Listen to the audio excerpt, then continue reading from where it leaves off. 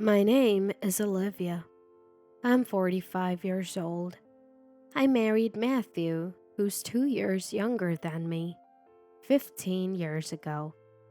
We met at a social gathering. A friend mentioned that I had recently bought a house. It must have caught Matthew's attention because he pursued me ardently despite me being older. Initially, I was skeptical, but his warm smile and kind, intelligent demeanor won me over during our one-on-one date. I had never had a serious relationship before, and I quickly fell for him. To keep him interested, I tried my best to embody the ideal woman he was looking for. Fortunately, I never disliked housework. I was used to living alone, so playing the role of a homemaker wasn't too hard. A year into our relationship, he proposed and we got married. Upon his request, I switched from a full-time job to part-time. Little did I know that my efforts to captivate him would backfire in such a way. It all started one evening when I was late coming home from work. The weather turned bad suddenly, and I rushed home, regretting that I had left laundry out to dry. If this was the case, I shouldn't have hung the laundry outside to dry. I was relieved to find Matthew was already home, seemingly having gotten off work early. Apparently, it was unusually early today. It was good. Great. The rain just started. The laundry should be fine, I thought as I entered the house. I'm home. Welcome back. Wait, why does he sound so grumpy? I saw Matthew sitting on the sofa watching TV with a pile of crumpled laundry beside him. What's the deal with the laundry? Thanks for bringing it in. Don't hang laundry outside when the weather's like this. Aren't you ashamed to make your husband do chores? What? My gratitude vanished. My husband sighed loudly. Why do you think I wanted you to switch to part-time? So you can take care of the house. You're my wife. You should be doing that. What an outdated way of thinking. And it's pouring rain outside. But back then, I was head over heels for Matthew. Plus, I was the one who tried to play the role of the perfect homemaker. I swallowed my complaints and agreed. Confused, I looked at the lucky charm my friend gave me for moments like this. Slowly, my heart calmed down. Back then, that was enough for me not to resent Matthew. A year later, our adorable daughter Ava was born. Being close to my family was a godsend for support. Matthew adored Ava. But that was it. He never really helped much with housework or childcare. Yet, Ava was very attached to him because he spoiled her. Maybe being playful is enough? Fortunately, we could live off Matthew's salary. When Ava turned 3, I put her in daycare and started a part-time job. Then, I started using my own earnings to make my life a bit easier. Matthew never interfered with how I managed the house or raised our child. Whenever he complained about the house being messy or dinner being late, I reminded myself that he was just a big kid who happened to earn money to keep my sanity. Like that, we lived as a typical family of 3, more or less happily. Then, one Saturday, after Ava had gone to her extracurricular activities, Matthew's phone rang. From what I could hear, it seemed like it was his mother. He was scratching his head while listening intently. Once he hung up, I asked, "What happened?" Well, can my mom and dad stay with us for a while? Sure. Matthew explained that his parents, Chloe and Brian, needed to move in temporarily because their apartment was being demolished. They're getting old, and it's hard for them to find another place they feel safe in. Is that okay? I get it. I really do. But having his parents live with us, although I felt uneasy, I agreed. What can you do? I could never say no in front of Matthew. A month later, Chloe and Brian arrived with a moving truck. They hauled in a ton of stuff and started exploring our house. Eventually, commenting, "It's a bit cramped." "That's because of all your stuff." I held back my thoughts and offered a polite smile. I opened the door that connects to the living room. "This room, on the first floor is for you, Chloe and Brian. Please make yourself at home until you find a new place." "It looks like it gets chilly in here." "We have a heater, so feel free to use it." Chloe started unpacking her things, obviously dissatisfied. Meanwhile, Brian opened the fridge without asking. "Hey, Brian!" "What? We're gonna be living here, right? What's wrong with opening my own fridge?" "Well, you're right, but you've barely been here before. A heads up would be nice." "I drink 3 beers a day. I'll let it slide this time, but keep it stocked from now on." "All right." I knew this would happen. In more polite terms, my in-laws have an old-fashioned way of thinking. The elderly deserve respect, and men are naturally more important than women. When Ava was born, their first words were, "The next one should be a boy." The tricky part is that they absolutely dote on their son Matthew, and Matthew, in turn, acts like a child around them. Fortunately, we live far from my in-laws, so until now, we've only had to endure them during summer vacations and Christmas. But it's getting harder to imagine this lasting much longer. I've tried to be optimistic, thinking it would only be a few months of hardship as we transition into a new living situation. However, that optimism was about to be shattered. "Olivia, I've been meaning to ask, is this all we're having for dinner?" Chloe said, wearing a displeased look on her face. "Is there a problem with that?"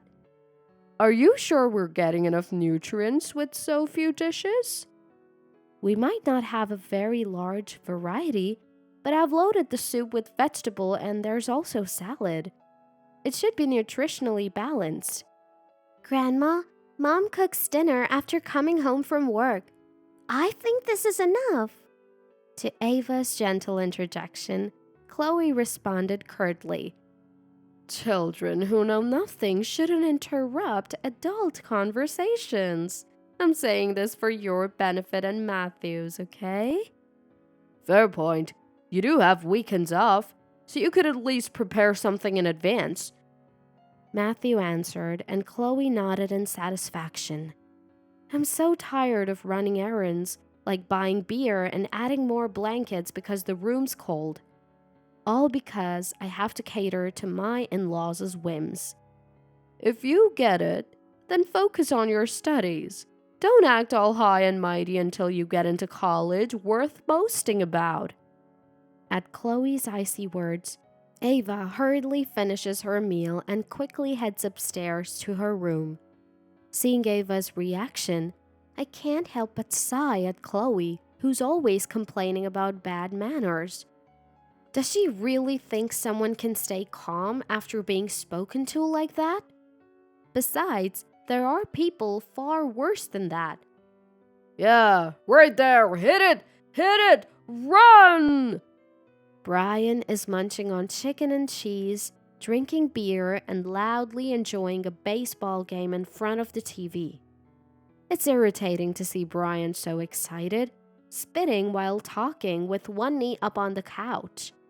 Ever since the in-laws came, Brian, being the eldest male, gets the most special treatment, followed by Matthew, Chloe, and then me, Ava.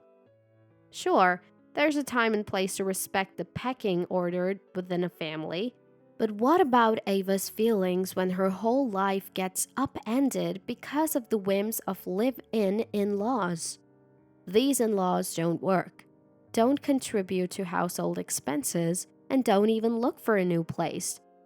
When I asked them to contribute financially, they screamed at me hysterically. We never asked our son for money. How dare you ask us for money? It doesn't make any sense. They're still spending money at the spa and shopping without a second thought. Both Ava and I are nearing our limit. Over the weekend, I waited until the in-laws were asleep and snuck in a conversation with Matthew. Listen, ever since Brian and Chloe arrived, Ava's been locking herself in her room. Plus, we're spending more on groceries and utilities. This is our home. You should talk to Chloe and Brian about being more considerate. Huh? Oh, they said they'll move out soon. Just bear with it for a little while. Matthew responds absent-mindedly, eyes glued to his mobile phone. Lately, he's been addicted to mobile games. Whenever he's free, he's on his phone. He's been working late and even going to work on weekends. The other weekend, he suddenly had to go on a business trip and left in a hurry. Are you even listening? I'm listening, I'm listening. What could be so interesting? As I lean over to take a look, Matthew abruptly stands up, hiding the screen. What are you doing? That's private. Sure, mobile phones are private. But should he be so startled just because I might see his game? What are you hiding? Nothing. If it's nothing, then show me. I'm curious about what mobile game has you so hooked. Well, it's just that, Matthew fumbles with his phone behind his back. And just then, a message alert rings out from his usually quiet phone. It seems he had taken it off silent mode without realizing. It's Friday night, 11 p.m. Who messages someone at this hour? It's not like we're teenagers anymore. Something seemed off. You got a message. Want to check it? I smiled calmly. Matthew glanced at his phone screen and gave a fake smile. It's a work thing. We should head to bed. I have to work tomorrow. On his way to the bedroom, Matthew's phone slipped out of his hand. As he quickly picked it up and skimmed the screen, the message read, Megan, looking forward to tomorrow. Love you. Panicked, I snatched his phone and confronted him. What's this about having fun at work with another woman? Who's Megan? Love you? Have you been sending her the same thing? My gut feeling was right. Matthew looked around nervously before sitting down. I'm sorry. It was just a harmless game. To put it bluntly, Matthew was cheating. His excuse about being addicted to mobile games was a total lie. Turns out, the other woman was a junior colleague, and his excuses about weekend shifts and business trips were all lies too. The unexpected betrayal left me dizzy. Here I was, balancing work, house chores, and childcare, doing my best to support Matthew. Fed up with his dismissive attitude, something in me snapped. You think it's okay because you're not serious. You're so annoying. Just then, my in-laws woke up, rubbing their sleepy eyes. What's going on? Perfect timing. Let's share what their darling son has done. Brian, Chloe, you need to hear this. I explained everything I just found out to my in-laws. Matthew sat there, shrinking like a child who just got scolded. I didn't care if they thought it was childish to tattle to my in-laws. They all should feel a bit of shame. Matthew and his parents. I finished my rant and took a deep breath. That's when Brian mumbled, seemingly uninterested. Is that all? What? He said it was a game, right? A fling or two is just men being men. If you're gonna be angry over that, you're going to have a hard time. I can't take this anymore. That's right. Chloe would understand me, I thought. I looked away from ear-picking Brian to Chloe and was flabbergasted. Unbelievably, Chloe was rubbing Matthew's back and consoling him. It's terrible that she snooped through your phone and yelled at you. She used to be such a domestic and adorable woman when she first came to greet us. Now look at her. Just an irritating wife. I'd understand if you wanted to have some fun. Mom, you get me? All I wanted was a little excitement. Matthew lifts his face, nodding in agreement. Chloe, seemingly astounded, lets out a sigh.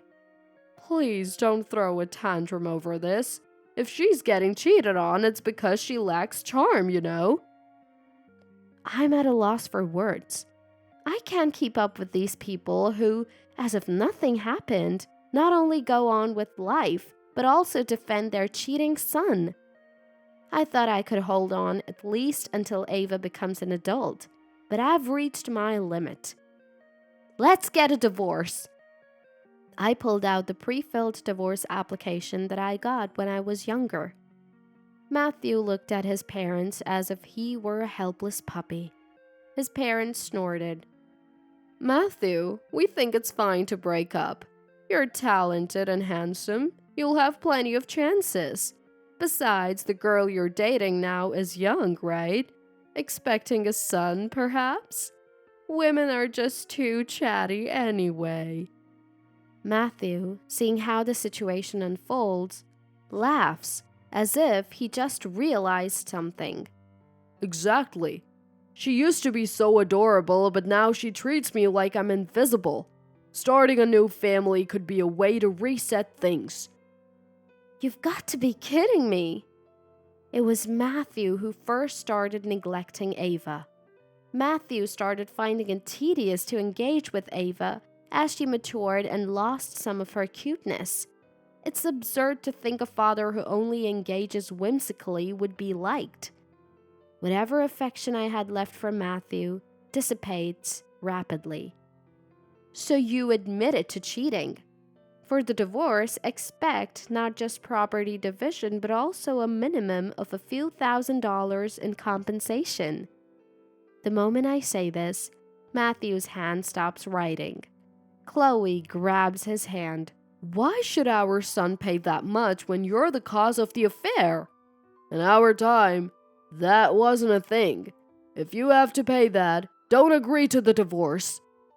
Even if it's a messed up logic, it's 3 against 1 from an outsider's perspective. Matthew snickers at his own situation. That's right. If I don't sign here, we can't get divorced. If you want a divorce, you have to respect our opinions as well. What is he saying? Is this some kind of threat? I can't do this anymore. Everything about these people is just too much. My anger is about to explode. Fine. Instead of property and compensation, I'll just take what I bought. You can record this as a promise. Matthew and his parents visibly relax. Before I change my mind, Chloe prompts us to open the voice memo apps on our phones. I record exactly what I just said, and Matthew quickly agrees. Here's to new beginning. Matthew eagerly starts filling out the divorce application. Late that night, after the 3 of them went to bed, I sent Ava a message about our future plans. I sighed with relief when Ava's okay came back. Don't have any regrets now. Be prepared. Then, I hurriedly looked for a new place to live. The divorce papers are already filed. Of course, I won full custody of Ava. Today's the day Ava and I leave this house for good. I was busy making preparations for the move. My in-laws and Matthew have become more arrogant than ever. Day drinking, as usual. We need to get out of here ASAP. Ava has long lost patience with my in laws and has already packed her stuff. I didn't have much to pack either. It figures. I'd hardly done any shopping for myself since getting married. It was almost time for the movers to arrive. It's good we don't have much stuff. Makes the move cheaper. Chloe said, poking at our packed boxes. Ava and I exchanged glances and couldn't help but laugh. What are you talking about? We ordered the largest truck available. Huh? Ignoring the stunned Chloe, I walked over to the fridge and forcefully yanked out the plug. Hey, what are you doing? This is mine. I bought it. I began to unload the fridge, piling up all the food and beverages. Of course, the freezer wasn't an exception. The floor got a little wet, but I couldn't care less. Chloe grabbed my arm. I'm busy. I shrugged her off and went on to unplug all the appliances, carrying out whatever I could. Microwave, electric kettle, toaster, multi-cooker, washing machine, dishwasher, robot vacuum. I smiled at the shocked Matthew. Most of my paycheck went into these appliances to lighten your load around the house. Didn't you notice? That's right. Most of the appliances here I purchased. But not just that. Mom, I got it down! Ava came down holding a ceiling light. Thanks, please get the ones downstairs next. Ava grabbed a step stool and reached for the living room light. Matthew and Brian looked puzzled, probably because they'd been drinking. Oh well, let me explain. Also the air conditioners, lights, and large furniture around the house, I bought those, remember? Matthew seemed to snap back to reality. Please stop. Just stop. No way. I opened the closet, packed full of Chloe and Brian's clothes. I'm only taking what's mine. Without giving them a chance to respond, I grabbed their clothes and tossed them on the floor. High-end brands or not, I couldn't care less. I emptied the closet, bookshelf, and decorative shelf one by one. Oh right, my dresser. I pulled open the drawers to find makeup that probably belonged to Chloe. Such expensive stuff going to waste. I can't be bothered to take it out one by one. So be it. All right, here we go. Flipping over each drawer, just like that, they're empty. Phew, feels good. Chloe's face is pale as she scrambles to gather her makeup. Mom, the movers are here. Ava calls out to me loudly. Show them around. Tell them to start moving things.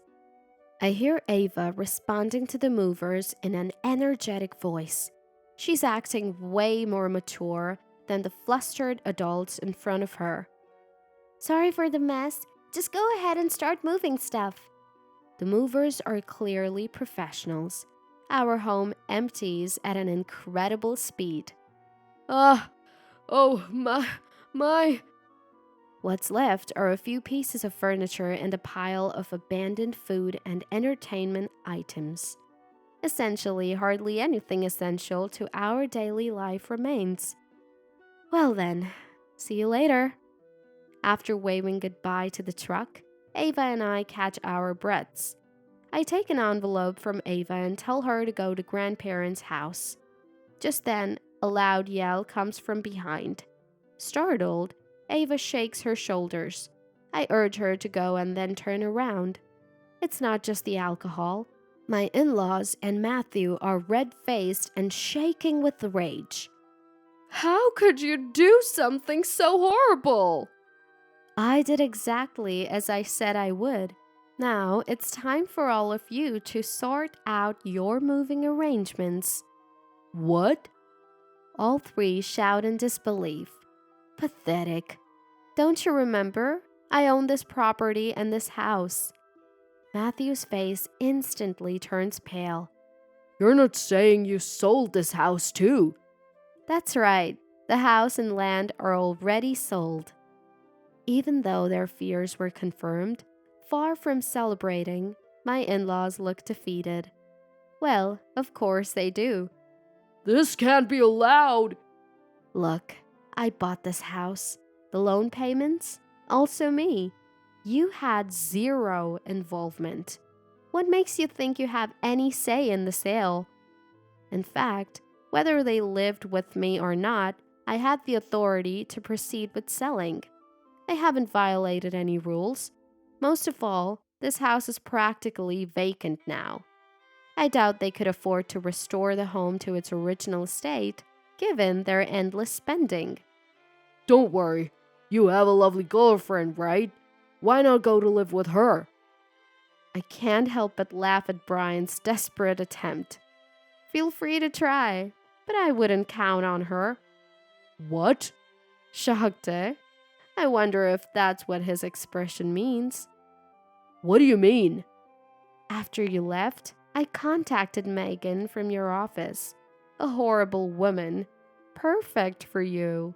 After I told her about your true nature and about Chloe and Brian, she said she never wants to see you again. At my words, the color drains from Matthew's face. No way. Matthew tries to make a call on his mobile phone, but the voice that comes through is mechanical, even though it's from the same woman. The number you have dialed is either out of service or switched off. Frustrated, Matthew and his parents don't know what to do next. I approach them and hand over an envelope I got from Ava. Here, this is from Ava. What? You've got to be kidding. Of course it's a letter from Ava. Her dad and grandparents are in a bind, aren't they? Matthew's face lights up instantly. Nobody mentioned a letter, but okay. They open the envelope and unfold the paper inside.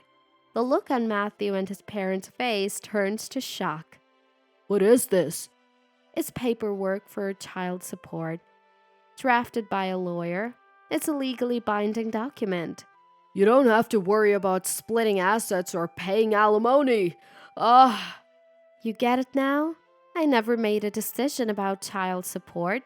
Basically, it's the child's right to receive it. Matthew is speechless. You're Ava's dad. She said she's determined to go to a university she can brag about. You're paying for her tuition until she graduates. Matthew and his parents are utterly defeated. It's a little kindness I can offer. I put a pamphlet from a moving company in front of them and walk away. Fast forward a month. The money from the sale of the property was safely transferred to my bank account. I'm now living peacefully in my new place when messages begging for reconciliation start coming from Matthew. According to him, the affair got exposed at work because of the call I made. His mistress had to resign. Matthew was demoted and lost the reputation he had built up. Now he's living in a rundown company apartment in the middle of nowhere with his family. The home is full of discord, with Matthew and Brian who never lift a finger, and Chloe who always did as she pleased. Their place is filled with clutter and garbage, making living there nearly impossible. What goes around comes around, huh? I block him on all platforms, ensuring he can't reach me again. As for me, I'm back to full-time employment, and Ava is thriving. Our space is smaller but loaded with the latest appliances. With Ava's help, there's virtually no burden of housework. Ava is committed to both her studies and extracurricular activities. Even though I told her not to worry about what Chloe says, she insists on working hard for her future self. Matthew is seemingly living with his family. Maybe it's time for me to move back with my parents at the contract renewal. My parents adore Ava, their grandchild, and the feeling is mutual. Living together shouldn't be a problem. I also have the money from the settlement and property sale. Maybe I could renovate my parents' home to make it more comfortable for them and Ava. Opening my makeup drawer, I take out the new cosmetics Ava and I bought recently. I apply a calm colored lipstick to my lips. Life lasts 100 years. My life is just starting. The me in the mirror looks happy. And yes, I'm going to keep being happy.